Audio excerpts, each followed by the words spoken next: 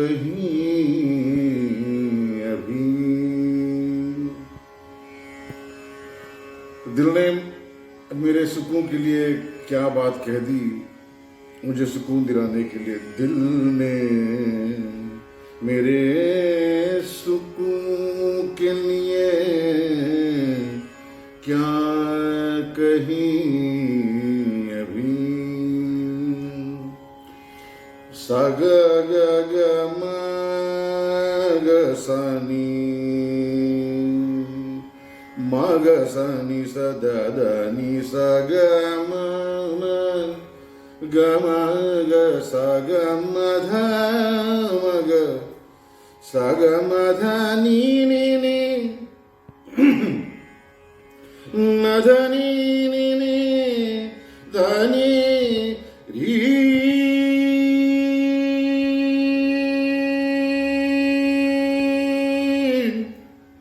आ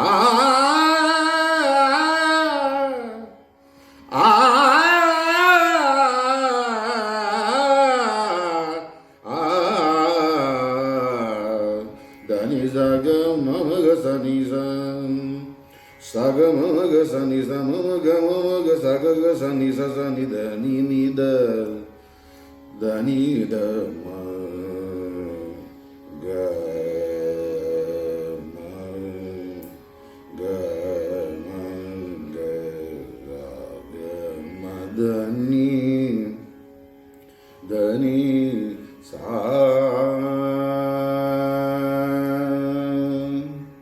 दिल ने मेरे सुकून के लिए क्या कहीं अभी। दिल ने मेरे सुकून के लिए, ये जब पहली बार दिल टूटा था हमारा जिंदगी में, तब हमने कहा था, हमारे कॉलेज के बाहर एक हाईवे से ट्रक गया, ट्रक के नीचे एक मेंढकी कुचल गई एकदम से, मर गई। तो हमारा दिल काफी टूटा। दिल ने मेरे सुकून के लिए, क्या बताएं आपको, उस मेंढकी के घुटने तक बाल थे जनाब। दिल ने मेरे सुकून के लिए क्या कहीं अभी, कि टूटा जरूर हूँ मैं, टूटा जरूर हूँ मैं, हाँ बिखरा नहीं अभी, टूटा जरूर हूँ मैं, हाँ बिखरा नहीं अभी। दिल ने मेरे सुकून के लिए क्या कहीं अभी। तो ये हमारा कैरेक्टर है, ये जो दो लाइन्स है मतलब करिए, तो बस ये दो लाइन्स हमारा कैरेक्टर है कि आई लव एशेस, मैं राख को चाहता हूँ, मुझे कितना भी दुनिया राख में डाल दे, मैं फिर फिनिक्स की तरह उसमें से उठ सकता हूँ, सब महाकाल की कृपा है।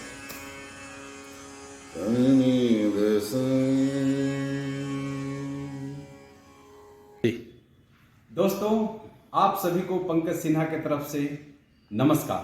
दोस्तों, आपने अभी अभी सुना जो जोरदार आवाज, आशा करता हूं आपने आज के पहले कभी सुनी नहीं होगी, और अगर सुनी होगी तो डेफिनेटली आपने समझी भी होगी। इसके बारे में दोस्तों आज हमारे साथ हैं एक बहुमुखी प्रतिभा के धनी व्यक्तित्व, जिसे मैं आपके सामने प्रस्तुत करने वाला हूं। दोस्तों, पूरा वीडियो देखिएगा, आपको मजा आएगा, इसकी गारंटी मैं लेता हूं। दोस्तों, इतनी बड़ी लिस्ट है कि मैं याद नहीं कर पा रहा हूं। आपको ये सच्चाई बताना चाहता हूं, जिनसे मैं अभी मिलवाने वाला हूं। एंड ऑफ द वीडियो आपको काफी सारे मैसेजेस मिलने वाले हैं, इसका वादा मेरी तरफ से। दोस्तों, इनका नाम उनके बुलाने के बाद ही मैं बताऊंगा आपको। ये क्या क्या है आप जरा सुन लो। एक बहुत बड़े शायर हैं, कंपोजर हैं, इनके कई गजल बड़े बड़े सिंगरों ने अपने गायकी में लिया है। ये साइकोलॉजिस्ट हैं, हिप्नोटिस्ट हैं, वाटर साइंटिस्ट हैं, मेंटोर हैं। कई बिजनेस टाइकून को इन्होंने अपनी जो मैनेजमेंट स्किल है उसको बताई है और उससे उन्होंने अपनी कंपनी को काफी लेवल तक आगे लेके गए हैं। इसके अलावा इन्होंने 24 ईयर अभी होने जा रहा है, हो गया है, यूएसए में इन्होंने नेटवर्क मार्केटिंग का कोर्स किया है और अपनी लाइफ में इन्होंने 24 साल से नेटवर्क मार्केटिंग कर रहे हैं और इसमें भी सफलता के नए आयाम और शिखर को इन्होंने प्राप्त किया है। इसके अलावा जो मेरे को स्पेशली बहुत ज्यादा प्रभावित किया, यह एक बहुत अच्छे इंसान है।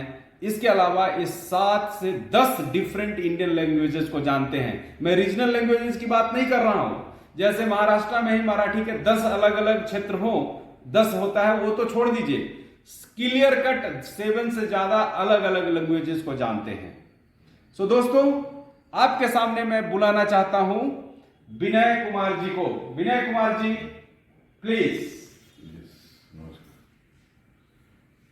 विनय कुमार जी, हमारे दर्शकों के लिए आज बड़ी खुशी का दिन है कि आपको मैंने आमंत्रित किया है और आपने हमारी रिक्वेस्ट को स्वीकार किया और आज हमारे साथ यहां पर उपस्थित हुए हैं। दोस्तों, मैं केवल इतना ही कहूंगा, अभी अभी जो आपने खनकती हुई आवाज सुनी थी हमारे दोस्त विनय कुमार जी का है। बाकी बातें हम करते हैं, बैठते हैं सर प्लीज।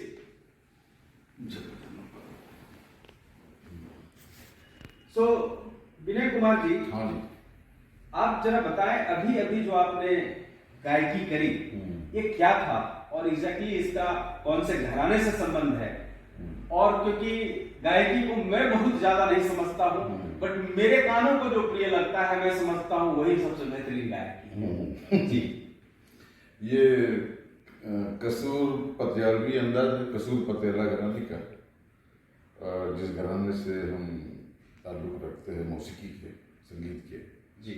और हमारा सिलसिला बड़े गुलाम अली खान साहब है, फिर उसके बाद में काले खान साहब, उसके बाद में बरकत अली खान साहब, फिर छोटे गुलाम अली खान साहब जो चुपके चुपके रात दिन आंसू बहाना जाते, उन्होंने हमारी शायरी गाई है चुपके चुपके रात दिन। इसी गज़ल में 2001 ब्रिस्टॉल का प्रोग्राम रहा, आज से 30 साल उस समय गाई थी।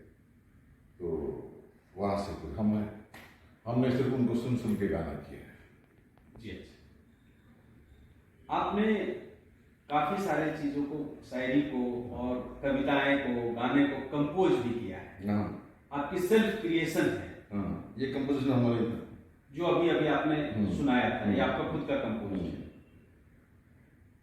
मैंने देखा सर, आप वाटर साइंटिस्ट हैं, साइकोलॉजिस्ट हैं, हिप्नोटिस्ट हैं, मेंटोर हैं।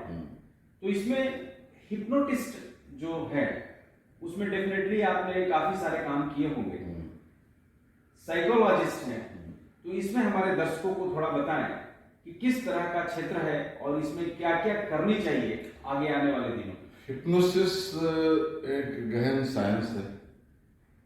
हम थर्ड लेवल का डीप ट्रांस जो सुला के किया जाता है, आप काफ़ी हिप्नोटिस्ट को देखेंगे तो वो कुर्सी पर बिठा के ही करते हैं, क्योंकि अगर सुला के डीप ट्रांस में ले गए उसको फिर ट्रांस से निकालना नहीं आया तो बड़ी मुश्किलें हो सकती है जी। तो वो लेवल का डीप ट्रांस में हम ले जाके उसके अंदर की नकारात्मकता या उसकी पुराने जो ट्रॉमास है या जो डिप्रेशन है उसको बाहर निकालते हैं और उसको नई ऊर्जा देते हैं। हिप्नोसिस का कई लोगों ने बहुत गलत इस्तेमाल किया, मतलब उसको लेके कई भ्रांतियाँ फैलाई, मगर ये साइंस है और हम उसको साइंटिफिकली लोगों को समझा के कि हम क्या करने वाले, उससे क्या होने वाला है, ये बता के फिर करते हैं। तो उससे इंसान की ज़िंदगी समूची बदल जा सकती है। ऐसे कई केसेस हैं, तो बड़े ट्रॉमा, डिप्रेशन, दुख में थे और फिर एक सेशन के बाद में वो पूरी तरह से उसमें निकल गए। जी। हमारी एक बड़े गहरे दोस्त थे चिराग महेश्वरी, उनकी बहन है, हमारी बहन शिल्पा, उनके साथ भी ऐसा 10-11 साल का एक ड्रामा रहा। फिर हमने एक सेशन दिया, उसके बाद में वो पूरी तरह से उसमें से निकल गई, उसकी सालों की एसिडिटी खत्म हो गई एक सेशन से, और उसका जो भी दुख था जिंदगी में वो सारा चला गया। उसको जो कुछ भी नजर आने लगता था कमरे में वो सब गायब हो गया, और वो फिर से 11 साल बाद अपना बिजनेस संभाल लिए और कहते कि आपको वहाँ का नहीं मेरे पास भेजा है ऐसा। तो हिप्नोसिस से, हिप्नोटिस्ट जो थेरेपी है, इससे कई तरह की बीमारियों को भी ठीक किया जा सकता है। कर किया जा सकता है। तो अभी भी आप क्या, हमारे दर्शक अगर कोई कांटेक्ट करना चाहें तो आपसे कर सकते हैं। और मैं हिप्नोसिस एक बिजनेस की तरह करता नहीं। जी, वो आपने बताया मुझे। हाँ, वो हमारे नेटवर्क मार्केटिंग में हमारा एलडीपी होता है, उसमें आखिरी दिन होता है, वो आखिरी दिन एक सेशन होता है उसमें, मगर हम ऐसा कमर्शियली करते नहीं। और फिर भी कोई पहचान का ठीक कोई है, आ जाए तो अगर मेरे थ्रू कोई दर्शक चाहे, कुछ बहुत परेशान है, तो आप जरूर कमेंट बॉक्स पे आप मेरे को कमेंट कर सकते हैं। फिर with the due respect of Vinay Kumar ji से इनसे परमिशन लेके और इनकी समय अगर मिलती है तो हम आपको जरूर खबर करेंगे। सर, कई दफा हमें ऐसे भी साइकोलॉजिस्ट देखने को मिले जो हिप्नोटिस्ट भी हैं, वो कई जन्मों पीछे तक के लेके जाते हैं। उसके बारे में आपका क्या ख्याल है? वो किस तरह का साइंस है? तो टीवी पे चल रहा था सीरियल, इतना सफेद झूठ है ये, इतना सफेद झूठ है। मतलब वो आदमी अगर मेरे सामने आए और वो कह पाए कि वो किसी को पुराने जन्म में लेके, वो मेरे सामने आके आंखों में आके डाके कह पाए ना, तो बाद में कि उसको पता है कि इनके सामने बोलूंगा मैं तो थप्पड़ जड़ देंगे। ये इतना बड़ा झूठ है साहब। सबकॉन्शियस माइंड की जो सबकॉन्शियस माइंड है वो एक संस्कार से बना है, बचपन से जो संस्कार होते हैं वहां से बना है। तो हम उस सबकॉन्शियस में माइंड में जाके उसमें से कुछ बुरी आदतें हैं उनकी बनी हुई, उनको निकाल सकते हैं।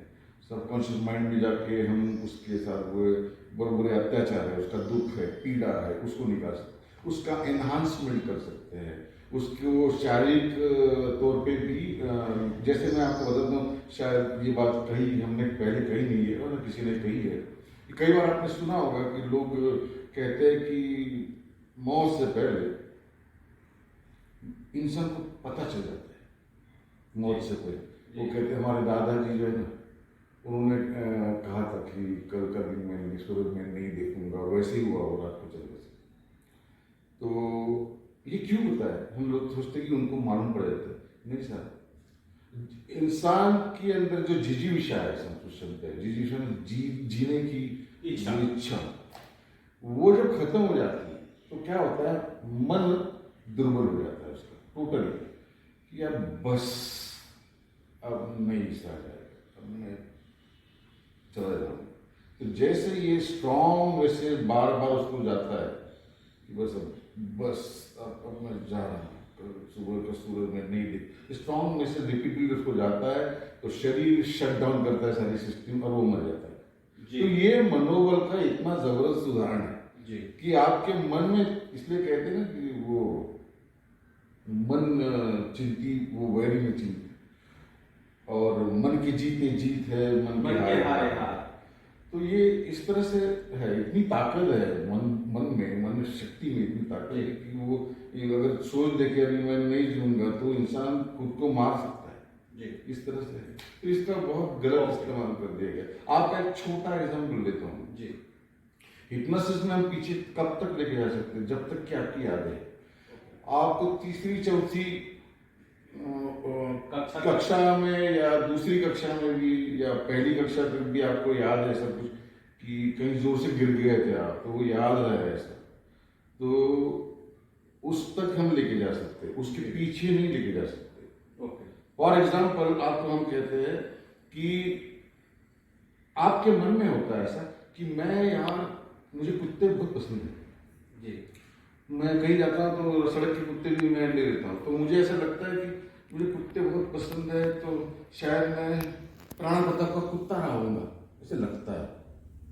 या किसी औरत को लगता है कि बच्चे बहुत पसंद है, भिखारी के बच्चे भी वो लेकर, तो उसको लगता है कि मेरा शायद मैं पन्नाधाई होंगी। पन्नाधाई वो थी राजस्थान में, जिसने अपना बच्चा रख दिया और राजा का बच्चा लेके गई, उसको मानो ये बच्चा कटने वाला है, इसलिए उसको बड़ा नाम हुआ पन्ना दाई को, दाई माँ। जी जी बिल्कुल। तो उसको अगर पीछे लेके जाएंगे ना ऐसी जबरदस्ती झूठी, अभी तुम पीछे गई हो, अभी तुम्हारा जो है तुम माँ के घर में हो, तो वो ऐसे सोचती रहेगी और वो कहेगी कि मैं पीछे हूँ और फिर अभी तुम पीछे, अभी तुम कहाँ हो, पिछले जन्म में कहाँ।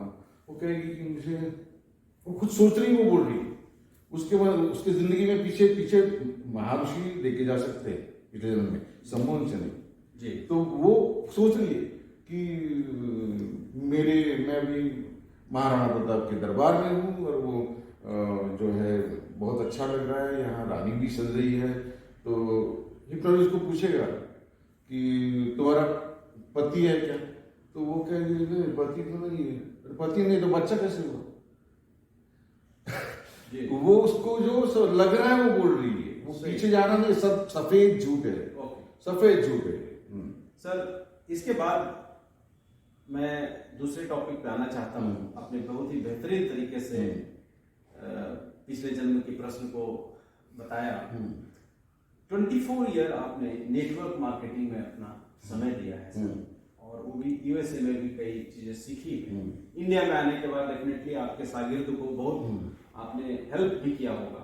इसके बारे में जरा हमारे दर्शकों को बताएं जिन्हें नेटवर्क मार्केटिंग का कुछ एबीसीडी नहीं मालूम, और अमूमन वो लोग ऐसा भी बोलते हैं यार नेटवर्क मार्केटिंग में मजा नहीं है, इसमें लॉसेस हो जाते हैं, समथिंग ऐसा कुछ भावनाएं होती है।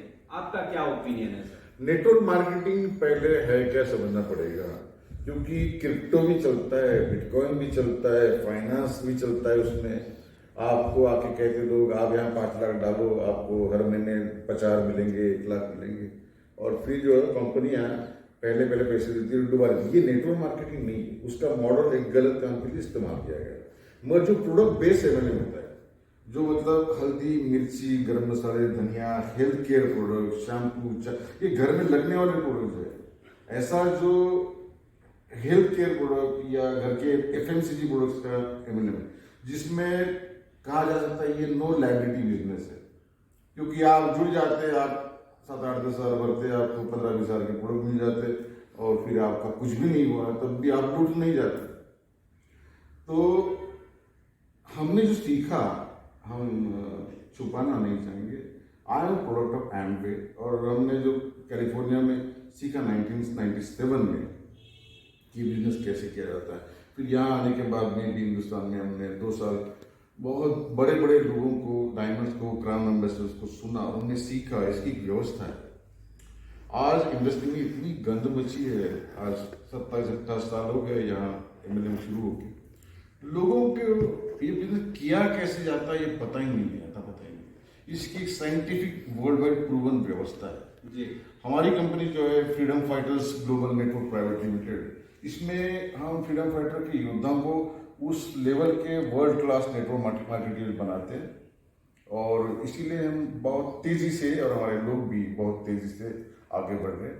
हम डीजॉय नेटवर्क मार्केटिंग कंपनी के फाउंडर मेंबर हैं, और ये बहुत बड़ा ग्रुप है, केडीएम ग्रुप 1962 से, और विशाल परिवार है उनका, कई कंपनियां, उसमें से उनकी ये कंपनी जिसकी अभी 3री एनिवर्सरी परसों 18 तारीख को दिल्ली में तालकटोरा स्टेडियम में मनाया जा रहा है।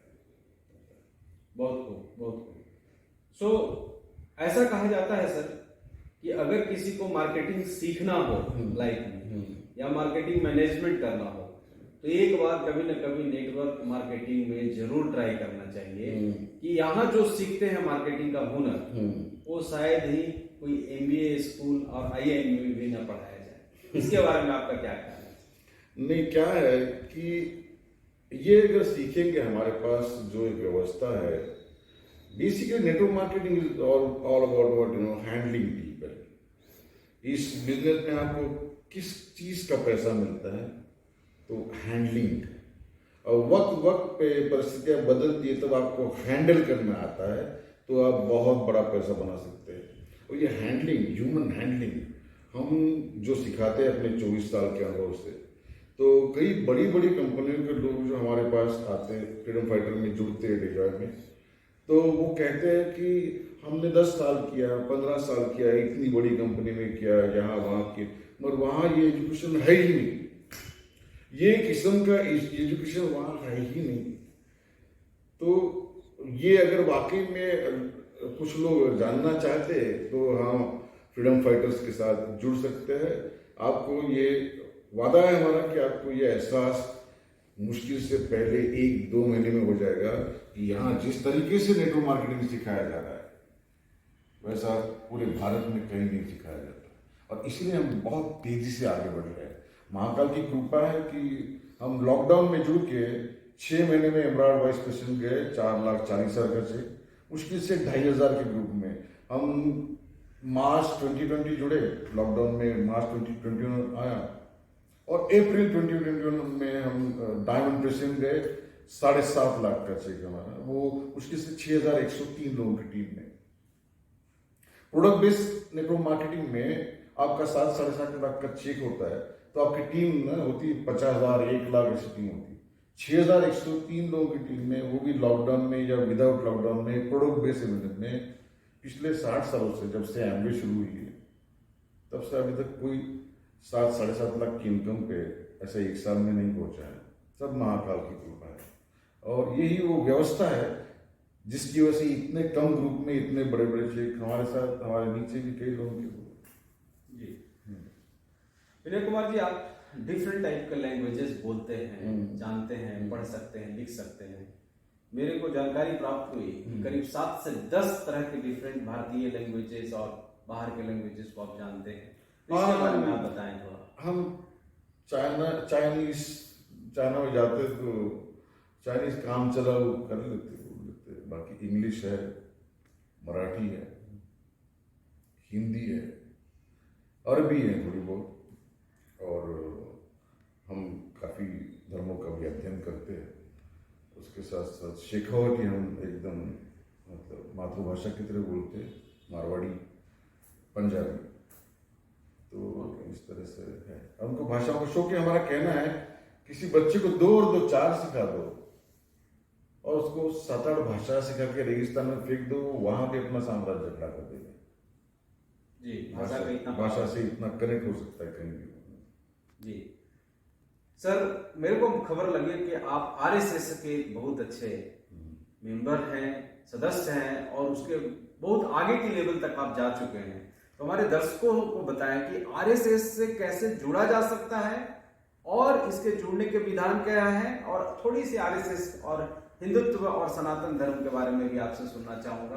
आरएसएस से तो शाखा में जाकर जुड़ जाए, कोई भी सब जगह शाखा है, सब जगह जुड़ते रहते, हर धर्म के लोग जुड़ते हैं, और जब जुड़ जाते हैं ना, मतलब एक्चुअली क्या कहते हैं हम, किसी को अगर लगता है ऐसा कि आरएसएस किसी धर्म के खिलाफ है, तो मैंने कहा बच्चों को भेज दो, बच्चों को भेज दो जानकारी निकालने के लिए होता क्या है, ये क्या सिखाते हैं, वो बच्चा ही तुमको समझा देगा।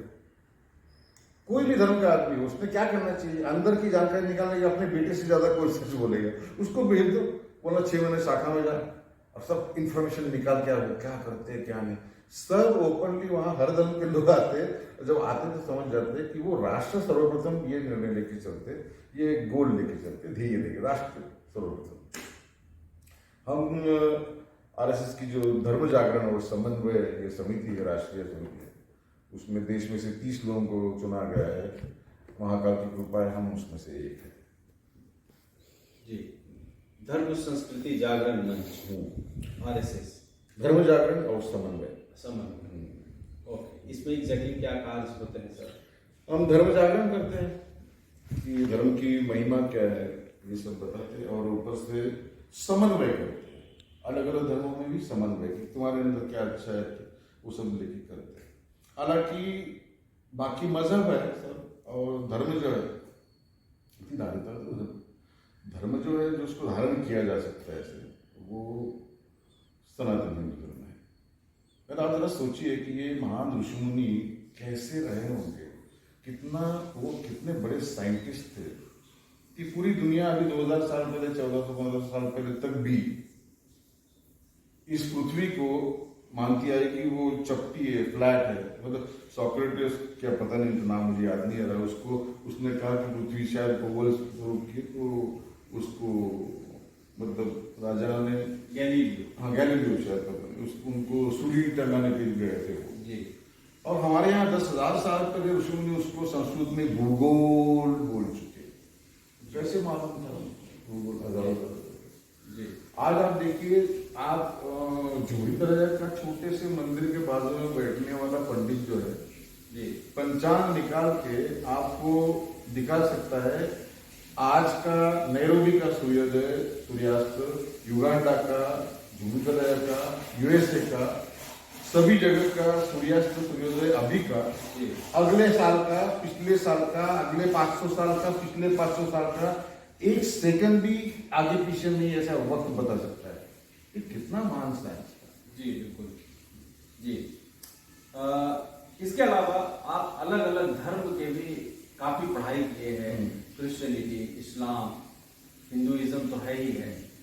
तो मैं किसी खास धर्म के बारे में नहीं जानना चाहता हूं, बट डेफिनेटली जब हम ऐसा बात करते हैं सनातन धर्म की, तो आज जो हमारे देश और प्रदेश की स्थिति है और जो हिंदुस्तान की स्थिति है, आप कहाँ देखते हैं? जैसा कि अभी चल रहा है कि विश्व गुरु हिंदुस्तान हो सकता है और है, तो इसको थोड़ा सा आपसे राजनीतिक व्याख्या चाहिए, बिना किसी का निगेटिव बात बताए, वो जो अपनी पॉजिटिविटी है उसको हम चाहते हैं उजागर करना। सीधी बात है और इतना उदार है, मतलब ऐसा है कि हमारा हिंदू धर्म जो है वो कभी ये नहीं कहेगा कि मैं तेरा चर्च का प्रसाद नहीं खाऊंगा, या मेरा कोई मुस्लिम भाई है तो नहीं तेरे भगवान पे कुछ चढ़ाया हुआ मैं नहीं खाऊंगा। ये सब सर्व समावेशक है। और सबसे प्यारी बात है इसमें कि उसको जो जिस चीज को वो तत्व माने उसको उसकी पूजा करने का उसको हक है। फॉर एग्जाम्पल, अगर मैं वैष्णो माता को मानता हूँ और आप किसी सोमवार को मानते, शिव जी को मानते, तो मेरे घर में आप आए तो मैंने हजारों सालों से कभी आपके ऊपर तलवार नहीं चलाई कि तू वैष्णो माता को मान, तू कैसे शिव जी को मानता है, नहीं चलाई।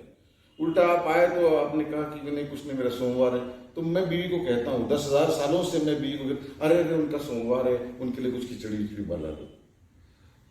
हजारों सालों से हम सर्व समावेशक रहे, हम हर चीज में तत्व ढूंढते हैं। कुछ लोग सोचते कि क्या है, पत्थर पूछते, पत्थर को नहीं पूछते बॉस। अब जंगल में जा रहा आदिवासी, वो वहां कोई पत्थर चढ़ाए, उसके ऊपर सिंदूर लगाए, उसको अगर पूज रहा है, तो हम भी जाते हैं, सब हिंदू तो जाते देखते तो नमन करते हैं जंगल के देवता को, जो भी। तो वो जो ऊपर वाला है वो इतना बेवकूफ है क्या कि उसको लग रहा है कि मैं पत्थर को पूछता हूं? नहीं, उसको मालूम है कि वो तत्व मानकर वो मुझे ही पूज रहा है। ये तो इंसानी दिमाग है बेवकूफाना, जो सोच रहा है कि वो पत्थर को पूज रहा है। नहीं, पत्थर को नहीं, वो तत्व मान के पूछता है। और अगर पत्थर को पूजना होता तो हम जब मंदिर में जाते, शिवाला में गए मंदिर में जाते, तो क्या करते हैं? अगर उस पत्थर को, मूर्ति को, शंकर को पूजना होता तो ऐसे करते ना, ऐसे पूछते ना उसको। क्यों ऐसे नहीं पूछते हैं उसको? हम उसको कैसे पूछते हैं? जैसे उसको देखते तो हम ऐसे पूछते हैं। क्यों आंख बंद करते हैं? आंख बंद करते हैं इसलिए क्योंकि वो पत्थर जो है उसको नहीं पूज रहे हैं हम, उसके अंदर के तत्व को पूज रहे हैं। तो ये विश्वगुरु होके रहेगा, था भी और फिर होके रहेगा, क्योंकि हम सर्व समावेशक है। कई देशों में आप देख रहे हैं कि लोग, हम बनाते नहीं किसी को जाके, तुम आके हिंदू बनो करके खींच के जबरदस्ती बनाते नहीं, कोई मुहिम नहीं चलती। अपने धर्म की अच्छाई देख के हर धर्म के लोग जो है, अभी रशिया में क्या, इवन इटली में क्या, इतनी तेजी से अमेरिका में भी हिंदू धर्म जो पनप रहा है, बढ़ रहा है, उसका कारण ये सर्व समावेशक धर्म है। इसको धारण किया जा सकता है।